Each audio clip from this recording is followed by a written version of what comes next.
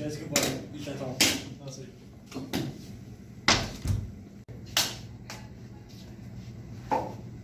Alors, qu'est-ce que tu as mangé ici aujourd'hui? Oui, je me sens pas bien, j'ai un problème avec mon estomac. Peux-tu aller plus en détail? Qu'est-ce que tu ressens? Oui, j'ai la nausée, je vomis beaucoup, j'ai la diarrhée, je me sens pas bien, je suis fatigué. Et tu n'as pas d'allergie ni d'histoire médicale familiale? Non, je n'ai pas. Alors, est-ce que tu as pris quelque chose pour appuyer la douleur? Oui, j'ai pris des antiacides, des Tylenol. Est-ce que tu penses que ça a aidé? Non, c'est comme ça aide pour un bout de temps et puis après ça revient encore. Alors, est-ce qu'il y a quelque chose qui rend la douleur plus pire? Comment ça douleur? Oui, après avoir mangé quelque chose de piquant, pour après avoir mangé beaucoup, ça augmente la douleur et après avoir la soda, ça aussi augmente la douleur. Et quand je me couche à la nuit, la douleur augmente aussi. C'était quoi ton dernier repas? Un peu de céréales. Peux-tu me donner une description de la force de la douleur? 1 et 10. Probablement comme 7 ou 8. Alors, tu avais dit que c'est dans ton estomac, right? Oui. Est-ce qu'il y a d'autres parties qui sont affectées? Non, pas vraiment. Je suis juste fatigué. Est-ce que tu veux me parler de la durée de la douleur? À peu près comme 1 heure et demie après avoir mangé quelque chose de petit. Ok, merci. Je vais aller parler au docteur, on va tout analyser et tu voudras parler avec lui. Ok, merci. Entrez. Bonjour, monsieur Jordan. Bonjour. J'ai la voix de patient ici.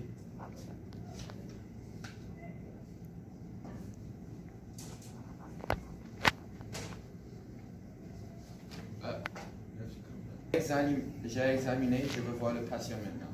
Oui. Ok. Merci, monsieur Escobar. Merci.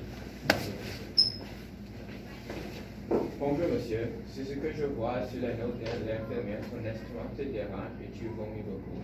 Et tu as la dernière et tu te sens fatigué tout le temps, c'est ça? C'est ça, exactement. Ok, pas d'allergie sur ton histoire médicale? Non. Oui, j'ai oublié de mentionner que j'ai des cramps et comme des ballonnements aussi. Ok, je vais t'envoyer faire un examen de ton sang et test de sel et un endoscopie. Ok. Selon ce que tu me dis, je crois que tu as une grippe intestinale ou puis la gastroentérie. C'est quoi la question? La gastroentérie est une infection qui provoque une inflammation de l'estomac et des intestins. Alors, dans ton cas, on voit c'est quel type de virus dans tes organismes. D'accord? Alors, ne vous inquiétez pas pour l'endoscopie. C'est une procédure d'environ 30 minutes ou même moins. Est-ce que ça fait mal ou? Bien, alors, laissez-moi décomposer la procédure. Ok. L'endoscopie ne fera pas mal, mais vous pourriez ressentir un peu de disconfort. Nous allons vous anesthésier. Ok. C'est donc une bonne idée que quelqu'un vous ramène à la maison après l'anesthésie.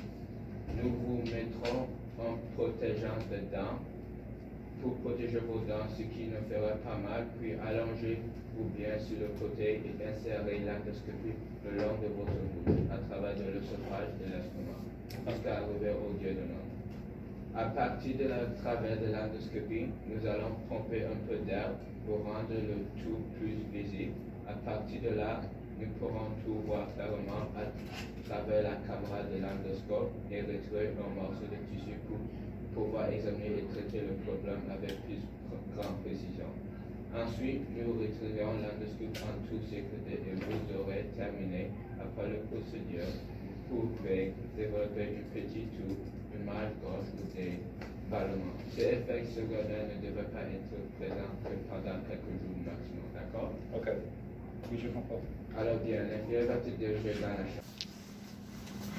Alors ça va? Oui, je me sens un peu nauséeux. Ok, vos tests sont sortis. Après voir ces tests, c'est un nouveau virus qui affecte votre système digestif.